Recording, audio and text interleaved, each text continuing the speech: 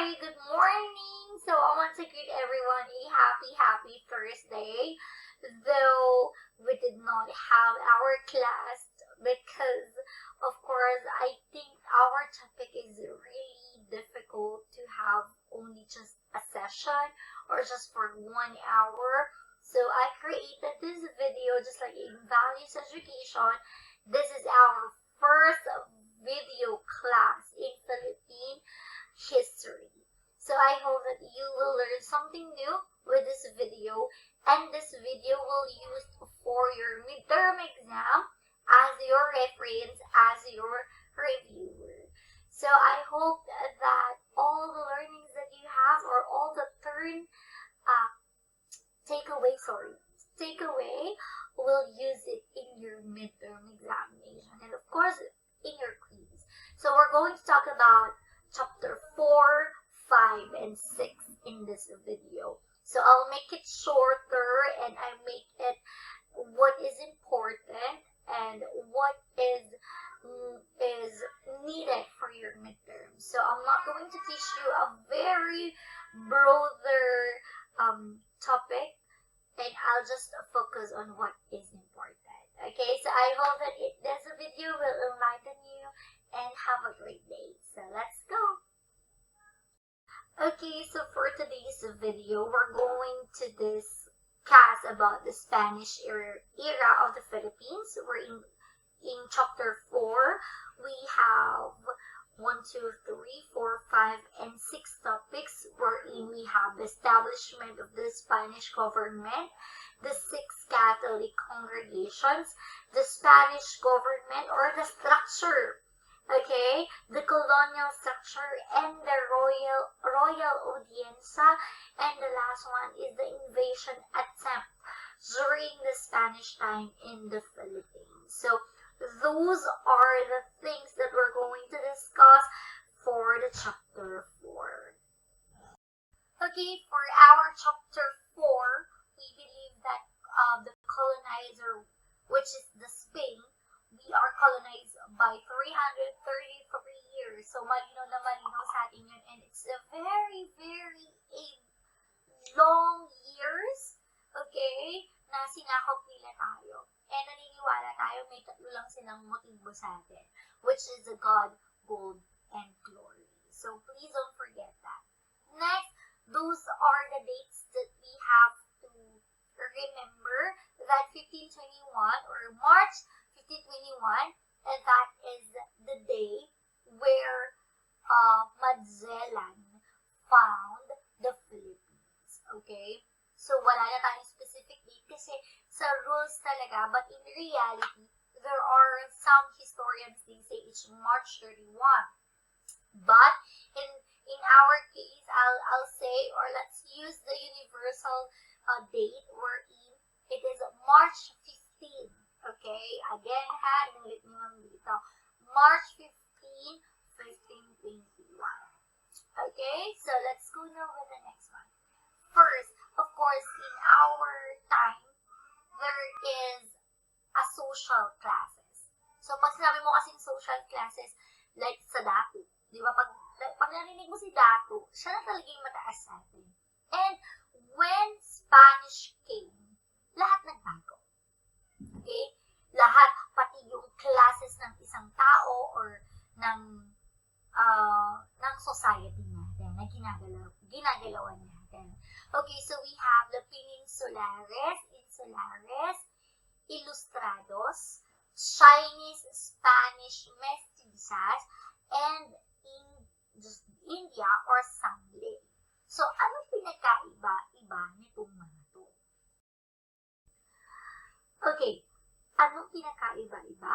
Next, when we say Peninsulares, ito yung mga tao na nakatira sa Pilipinas, but they are born in Spain, but they are sent ng king para mag-govern sa atin.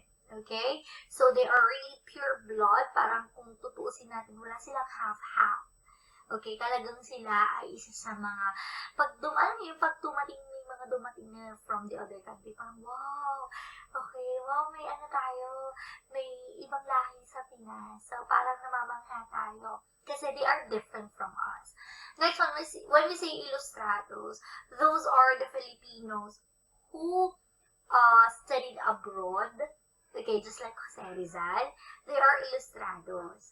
Next one, Chinese, Spanish, mestizos. So, from the ilustrados, may Chinese, Spanish. Actually, after the Peninsulares Insulares, sa taas kasi sila eh.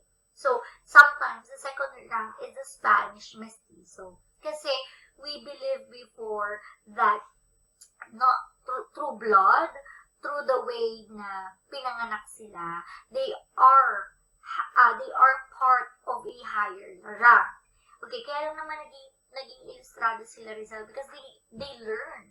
Okay, or they study outside the Philippines. Okay, and of course, Indio, that is where we are belong. Okay, so, charot. Okay, hindi naman. So, Indio, pero that's the reality. We have to accept that Indio is kagaya natin. Okay, but siguro ngayon, nag-aaral tayo, we are already a part of ilustrados. Okay, so Indio are those people who cannot study. Okay, way back ha, baka sabihin niyo sa akin, i-bash niyo ako, way back before. Okay, that's the difference between the social classes that we have. Okay, the next one, okay, so we're going to have the central government under Spain. So, meaning to say, from the datu, okay, from those trial, paano tayo gino-govern ng sarili nating atin, di ba? Yung mga datos sa atin yun eh. Ngayon, nagkaroon na tayo ng government. Okay, but the problem is, okay, when the time, when the time that Spain handled the Philippines, okay, the problem is, walang Filipino ang nag-rule sa atin. They are only the Peninsulares or something na mas mataas yung rango, yun yung nasa government natin. Okay? Next. And that is the first time we are called. Okay? So, sabi ko nga sa inyo, we are called. Ang daming names, di ba? Kung babalikan mo, daming names from Ferdinand Magellan. And then that is a time where the Spanish called us Filipinas. Okay? So, naging isa tayo kasi yung mga datu-datu, nawala yun. Okay, nawala yun kasi nag-rule ni ang mga Spanish. So, next one. Okay, always remember, kahit na nag-rule ang Spanish sa atin, okay, or kaya Spaniard sa atin, we always have the King of Spain. Okay? So, from the King of Spain, wherein meron tayong Viceroy of Mexico, and then the Philippines. Okay? So, hindi, yung si King Philip or si King ng Spain, hindi siya napunta sa atin. Okay? We are headed by the Viceroy of Mexico. Okay? So, after the Mexico, not really after, di ba, si King si Mexico bago ang Pilipinas. That's the reason, hindi naman nakapunta si King Philip. Okay? Walang nakakita sa kanya. Kasi hindi naman siya, it's just, nagbibigay lang siya ng mga dapat niyang sabihin. Okay? Next one. Okay. When Mexico regained its freedom in 1821, the Spanish king ruled the Philippines through a governor-general. Okay, so from the King of Spain, dati kasi, di ba sabi dito, far from the country, the Spanish king ruled the island through the Viceroy of Mexico, which was then another Spanish colony. Okay, so sabi ko nga sa inyo, paramihan ng empire, paramihan ng bansang masasakop sila. But then, after that, 1821, okay, after the 1821, of course, si Spain na yung parang talagang naging head natin. Kasi before ni Mexico pa eh. Okay? Hindi si Mexico ang sumakop sa atin. It's a part of a Spain na hined lang ni Mexico, but they are still under of the Spain. And then now, we have the word Gobernadorcillo, or we can say Gobernador General. Okay? And then, the Philippines. So, please take note of the following. Paano siya?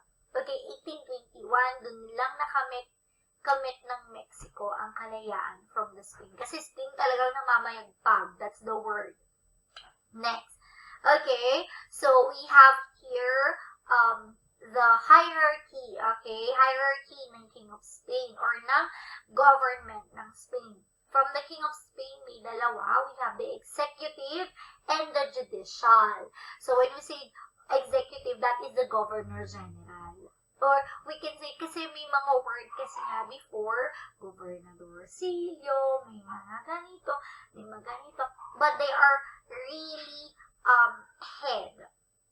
Okay? Gobernadorcillos ang tinatawag, mas kilala siya kasi before kasi it's a town. Town lang kasi tayo eh. Okay? So, we can say right now, si Gobernadorcillo, head siya na nakikita lagi ng mga Filipino kasi siya yung mga nandun sa pinaka-town. Okay? So, again, ang pinakamataas, Gobernador General, kasi before, as you can see from the Gobernadorcillo, yun parang Spain na siya. But wag pala natin kakalimutan si Governor General. Okay?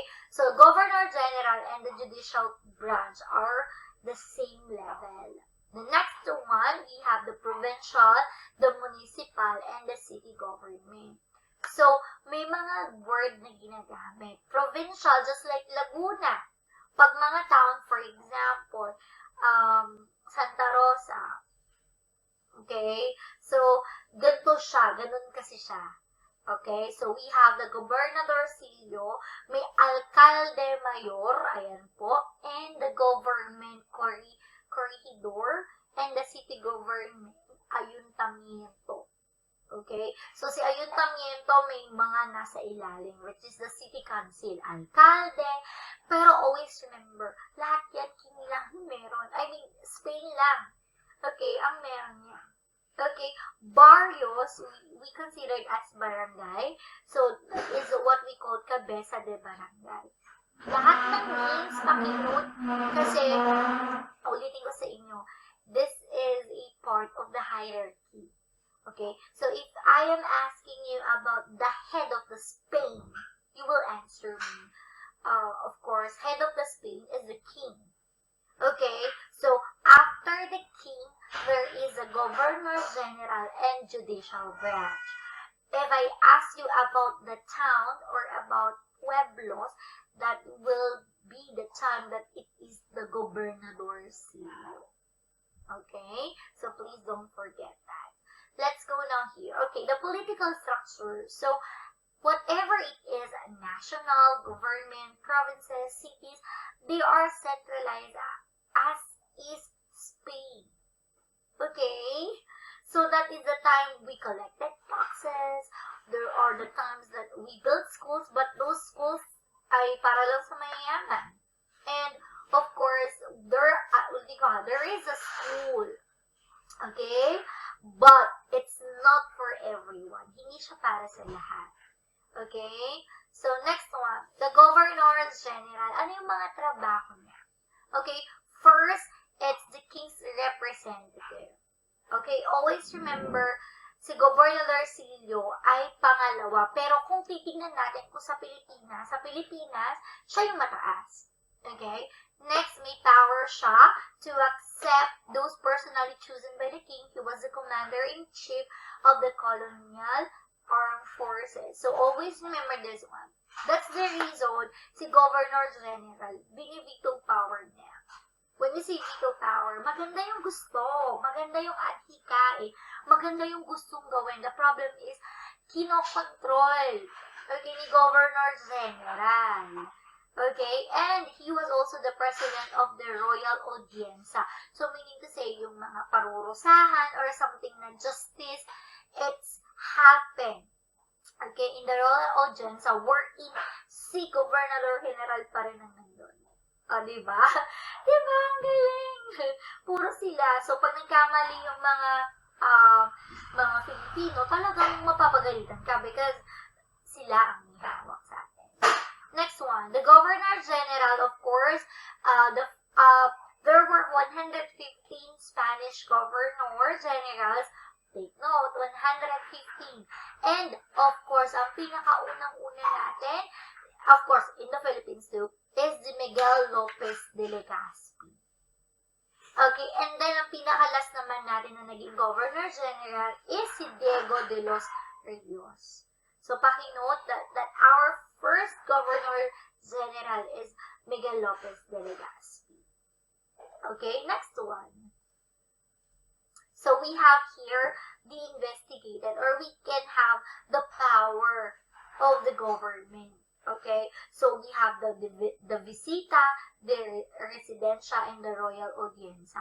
So, those are the three bodies, or we can say, ito yung tatlong sangay na kapag may nangyari, dito ka lilitisin, investigahan, but always remember, Spanish ang may hawak niyan. So, wala kang magagawa kundi talaga if kahit ayaw nilang kumampi sa Spanish or kaya mali talaga yung Spanish, wala silang magagawa kasi Spanish eh.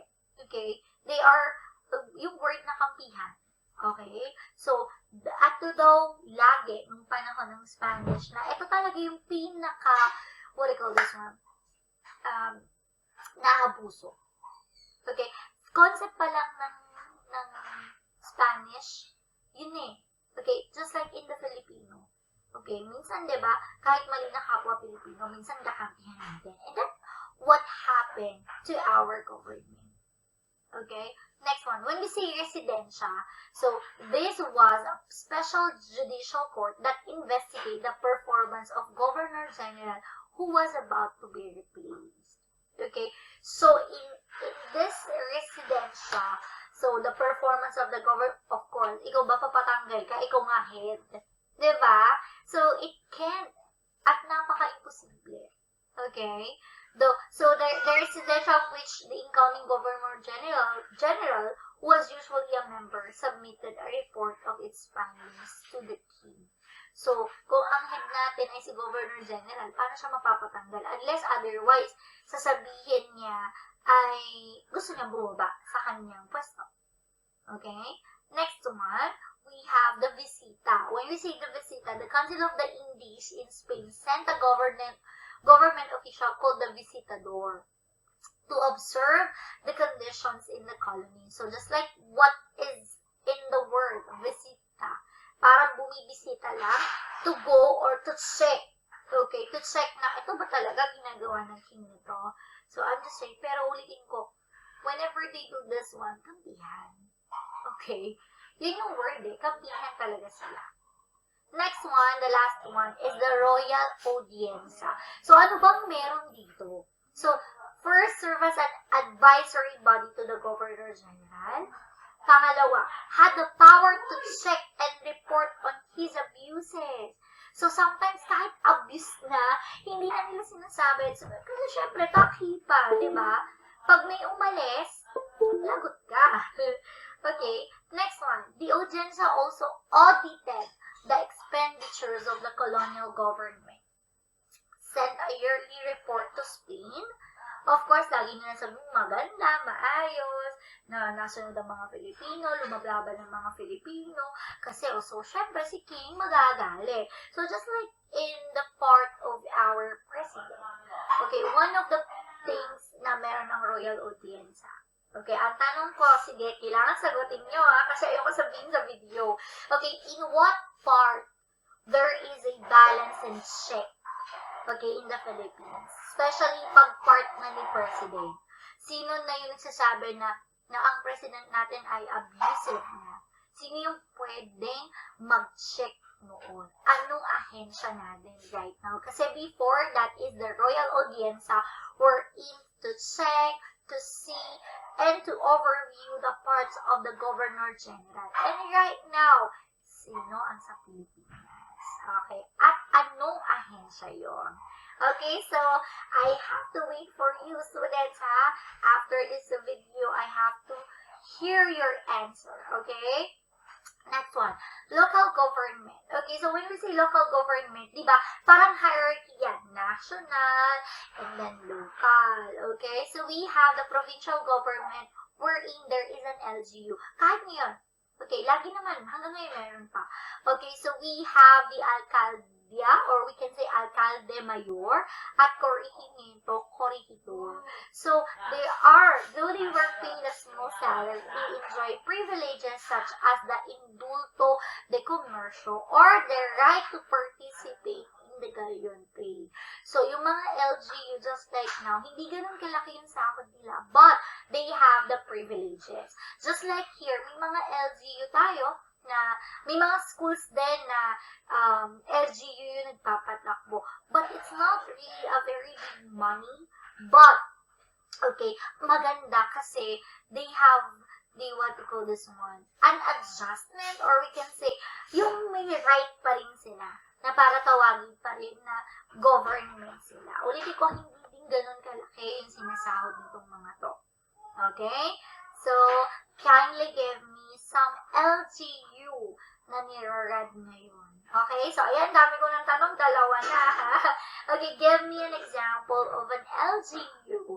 Okay, mga LGU natin. Okay? Next one. Alcaldía led by the alcalde mayor. Alcaldía is the place and alcalde mayor is the name. Okay? Okay, so let's go now with the duties of the alcalde mayor. So, they represented the Spanish king and the governor general. So, parang simple lang. So, pag nakita mo na agad yung hierarchy, dun mo na mapapansin na ano yung ginagawa nila. Or, you can connect that concept in what is happening right now. Okay, so parang ang nangyayari from the Gobernadorcillo, ipapasa nila kay Mayor, so pataas ng pataas. So, yun lang po yung pinaka-concept. Okay? So, we have the next one, Corregimiento, headed by Corregidor, governed the provinces that were not yet entirely under Spanish control. So, even though there is a part wherein hindi pa Spanish rule, but still there is a one person who headed a specific place or town or provinces. Okay, so next one, we have, okay, larger towns. Okay, so when we say larger towns, it becomes cities called ayuntamiento. It became the center of trade and industry. The ayuntamiento had a city council called the cabildo. So, we can say that, for example, Manila. Okay, Manila is one of the very biggest cities in the Philippines. That is called ayuntamiento. Okay, so those ayuntamiento, there are the parts of the Philippines na there is a trading, there is a bartering with the other country. So, dyan ginagana. Okay? And when we say ayuntamiento, ang mga nalilid naman dito is the cabildo. So, of course, pag sinabi mong cabildo, yan. Alcalde, regidores, alguacil, mayor or police chief, and escribando secretary. So, sila-sila. Diba? Sila-sila pa rin. So, ang kita ay para lang sa kanila. Diba? Kanila lang. Sana all. Okay, next one. So, the municipal government, so the little government, or we can say yung mga town, mga pueblos, they are headed by the Gobernadorcillo. Ito yung lagi nababanggit. Kahit saan mo tingnan, hindi naman si Governor General. Lagi si Gobernadorcillo ang laging nabibilang, laging nasasabi. That's the reason why we know that Gobernadorcillo is the highest rank. Okay, because they are called as a little governor. Ayan ha, pakinote. Pag sinabi mong little governor, it's the Gobernadorcillo. Okay, so let's have the next one. So, there are gobernadorcillos that has a qualifications. Okay, any native or Chinese mestizo, so literate in oral or diba, parang nag-a-apply din ng trabaho. So, that is the qualifications of a gobernadorcillo. Okay, next one, Cabeza de Barangay, or we can say the barangay chairman. Okay, so as you can see, lahat kailangan matutong mag-Espanyol, marunong mag-ganito, marunong mag-ganito, marunong mag-ganito. Okay, and Cabezas who served for 25 years. Wow, sana all, di ba? May ganun na. Di ba? So, next. Okay, so now we have here what do you call this one? Chapter 5, we're going to discuss the taxation and early Filipino revolts against tribute. The next one will be the chapter 6, wherein awakening of the Filipino nationalism. And then the last one that we're going to talk about is the chapter 7, the propaganda movement, wherein there is a Filipino propaganda groups, La Liga Filipina, propaganda newspaper, and Revista del Circulo Hispano. So we're going to discuss everything about this one. Okay, so now we are already in chapter 5, wherein it's about the revolt of the Filipino as well as the taxation.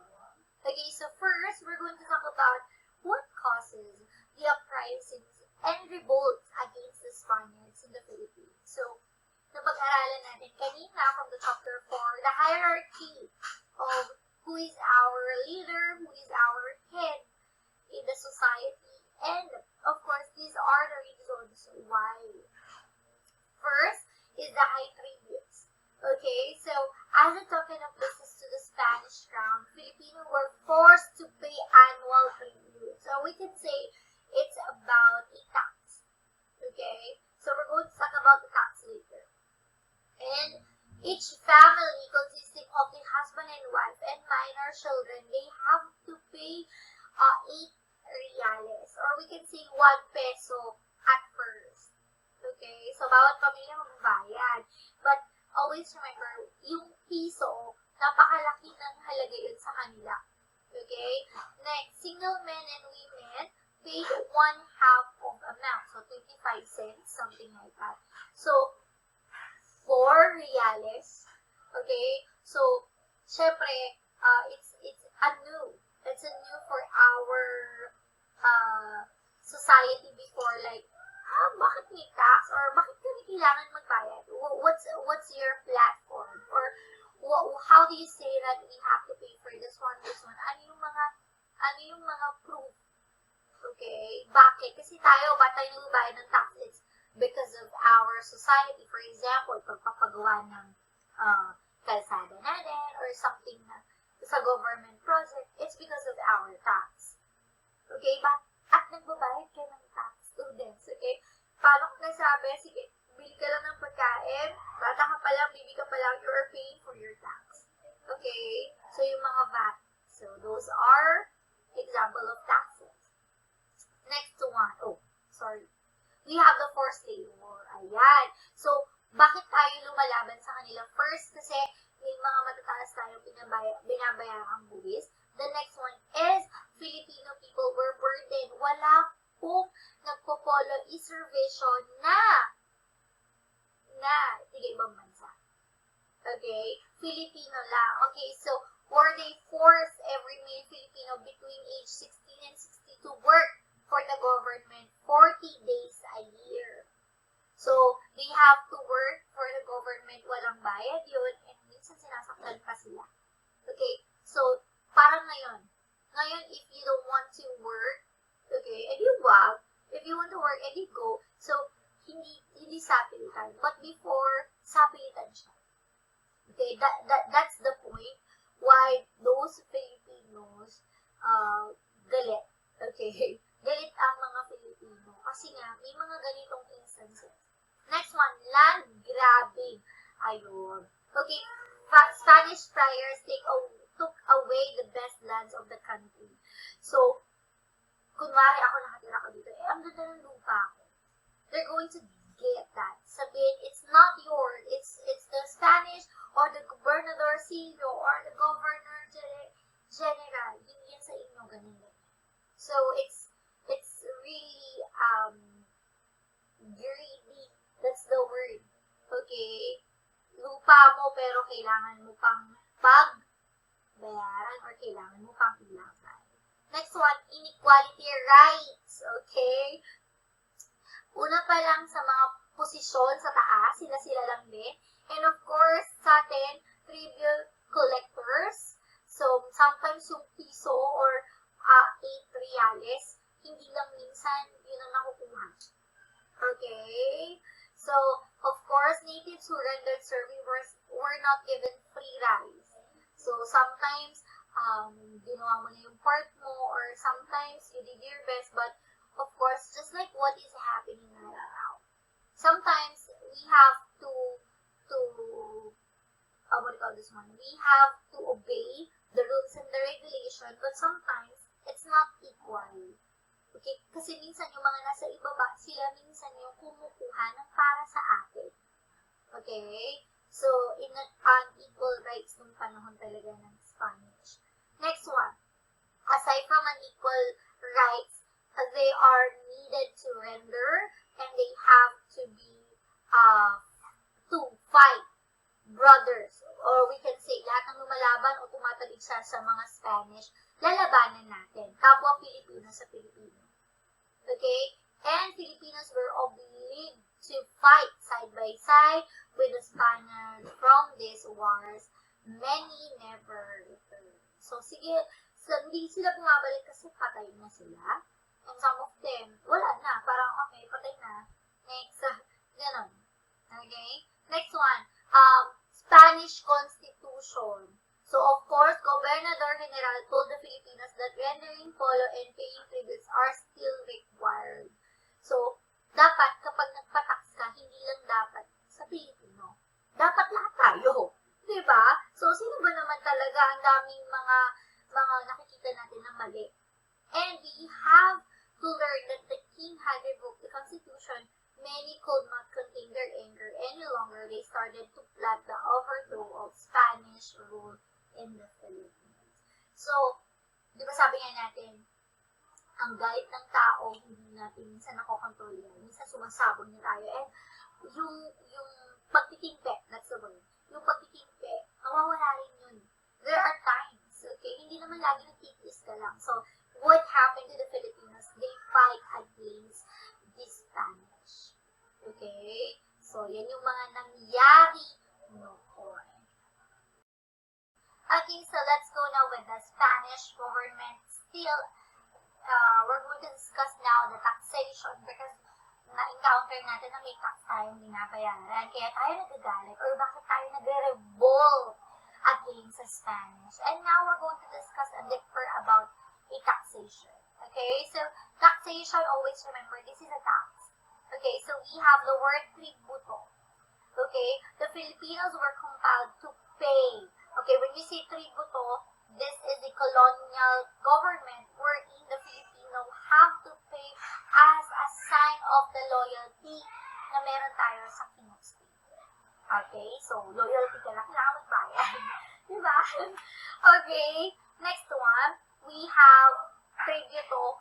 Okay, sabi ko nga sa inyo, from 1571 to 1884, they have to pay 8 reales or in 1 peso per year. And it's a very, very big amount of money na nung panahon nito. Okay, tawag po doon, tributo, which is from 16 to 60 years old. Cedula. So, naalala nyo may pagpunit ng cedula. Puno din ang cedula. Okay, it's also a part of our tax, or when we say cedula, it's their personal identification. Okay, tribute was nullified and replaced by the cedula. So, from paying about the taxes that we have, from the tributo na elisyon, we have the cedula. Okay, so papel lang siya, but it's your identity of being a Filipino na nagbabayad ng tax. Okay, and of course, ayan, in that cedula, there is your name, your age, your birthplace, and so on and so forth. Parang birth certificate. Okay, next one. Okay, this is an example of the cedula before. Okay, so As you can see, may mga word pa ng Spanish, but okay, it's an example. So, we're not sure if ito talaga siya, but in the history, ganito yung itsura niya. Okay, next one. Taxation, diezmo, prediales, or tithes. Okay, so, as you can see, di ba dun sa parang kinuha nila ito sa Bible, that we have to give 1/10 or 10%, okay, 10% of the produce of one's land. So, it's like a tithe na ibibigay natin. Tax pa din siya. It's a part of the tax, but there is another word na 10%. Kasi dun kanina sa tributo, there is a certain number lang na sa isang taon may 1 peso ka na may ibibigay sa government. And that serve as your loyalty. This one, I can say that this is also a part of a taxation na ginagamit nila yung word ni Lord. Okay, so next one, the donativo de Zamboanga. Okay, so there is a special tax wherein real or rice was collected. This collection was used to crush the Moro rate. So, ang dami nating taxation, ang dami nating way na pagbabayad ng buwis, and this kind of setup, okay, this kind of setup is not really new. Okay, it's a really old stories that most of our, most of our Filipinos, ginawa nila, nasobrahan lang talaga. Okay, please remind yourself that this one is the old way. Okay, so there are times na inuwa pa rin natin siya, pero hindi na siya ganun ka-evident. Okay, hindi na siya ganun ka-evident.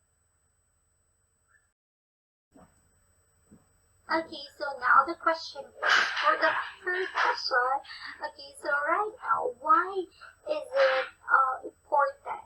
Okay, why is it important to pay tax before and after, or before and today? What do you think is the reason? Okay, so I have 3 questions now. Okay, so let's go now with the next one, which is the topic 6 or the chapter 6, Awakening of the Filipino Nationalism. So from out of the Filipinos' revolt, okay, so we have the friars' ownership, haciendas in Calamba. So, madidiscuss natin siya, and then, after that, we're going to go na with the chapter 7, the propaganda movement. Okay, so the seed of Filipino nationalism. So, we have the development of Filipino nationalism. So, we believe that the reason why we are fighting, that's because we have to do this one. Okay, so, causes of Filipino revolts. First, the desire to regain our lost freedom. So the Spanish abuses, oppression. So because of that, of those laws, parang abuso na sa atin. Like, next one, agrarian complaints or the loss of the Filipino lands. Di ba nga pag maganda, kinukuha nila. Okay, mahirap ang maging maganda. Ayun. Next one, the religious intolerance of the Spanish authorities that sometimes being a godly one, minsan sila yung nakakagawa ng mali. Sila pa yung nagdi-discuss, sila pa yung nagbibigay sa atin ng knowledge in terms of our God. Next, all reports from Lacandula to Apolinario de la Cruz had failed. There were 2 reasons why our early revolts against Spain failed: the absence of nationalism and lack of national leaders. So, paano nasabi ni Ma'am to? It's because most of our fighters, okay, ng Pilipinas, minsan, yung mga leader, sila yung nag-aawan. Okay? And of course, the love of the country. Sometimes, di ba kung mapapanood niyo yung General Luna, sometimes, they want to be a president, they want to be the leader of our nation. The problem is, do you want it for your position or you want it for our Filipinos? Yun yung nawawala sa atin. Because we want na kilala tayo, we want this one, but they don't know na yung gusto nilang marating, hindi yung pang sarili. pang-taong bayan doon. Okay? So, when we say nationalism, students, you're not going to be a superhero, but you have to love the country. Okay?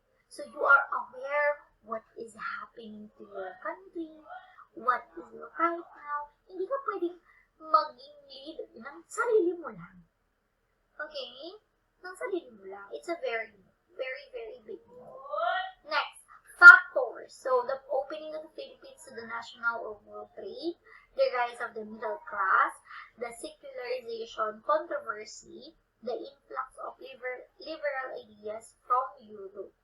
Okay, so bakit ba tayo more on na tayo nag-word ng nationalism? Kasi na-open na. We are open in the time of Spanish. Okay, so the opening of the Suez Canal and the martyrdom of Cambodia. So, yung pagkamatay. So, we have here the propaganda movement. Kasi meron tayong mga iba't ibang movement. Okay? So, when we say propaganda, meron yan. Okay? Nung namatay, yung ating tatlong father, which is si Mariano Gomez, si Jose Burgos, and si Father Jacinto Zamora, dun nangyari yung propaganda movement. Okay? When we say propaganda, it's not about fighting, yung madugong labanan. When we say propaganda, it's a peaceful campaign. When we use literary, meaning to say through writings, hindi natin sila awayin not just because we want a fight, but we want a peace campaign. Kasi lahat na nang ginawa, mula kay Lakandula, wala nangyari. So they change. Okay, they change. And those are the representatives. Okay, so first, representation of the Philippines in the Cortes, Spanish Parliament, secularization of the clergy, legalization of Spanish and Filipino equality, creation of a public school system independent of the friars. Okay, so may mga propagandist tayo. Okay, first si Graciano Lopez Haina.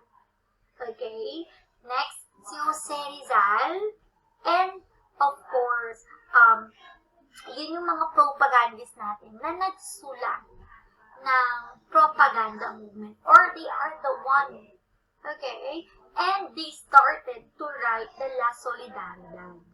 Okay, so La Solidaridad, baka hindi siya movement, but it's a newspaper. Okay, it's a newspaper. So, from propaganda movement, may tatlo kasi yan eh. Always remember. Una, si Graciano, si Jose, at saka po si Marcelo H. Del Pilar. They use the La Solidaridad as their literary pieces.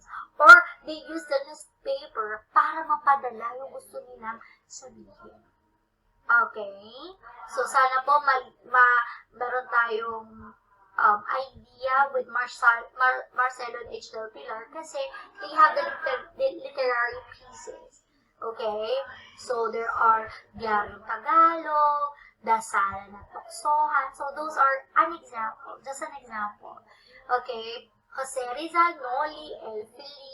So, those are the people na nasa likod ng propaganda. But, wala pong silang sinabi na ako si Rizal. No. They use pen names. Okay? So, like Rizal, Dimasalan, Naunglaan, Mariano Ponce, Tikbalang, Antonio Luna, Tagailo, Marcelo, which is Plaridel, and Jose Maria Panganiban, Jomapa. So, those are the writers of La Solidaridad, or we can say the propaganda. Pag sinabing propaganda, kung apat lang o tatlo lang yun, tatlo lang po. Si Rizal, si Marcelo H. Del Pilar, at si, of course, we have Graciano Lopez Haina. Okay, so now we already studied those things. So, sino-sino sila Jomapa, or sino-sino sila dun sa context natin. So, we're talking about the chapter 6 here, ha? Okay, so we have the propaganda reforms, we have the propaganda movement, and I'll be discussing here the propaganda reforms. Why do we have this one? Okay, bakit? So, first, equality. Second, assimilation. Third, restoration. Of course, the restoration of the being Filipino. Next, Philippinization. And we have the human rights. Again, there are 5 reforms: equality, assimilation, restoration, Philippinization, and human rights. So there are 5 na reforma ng propaganda.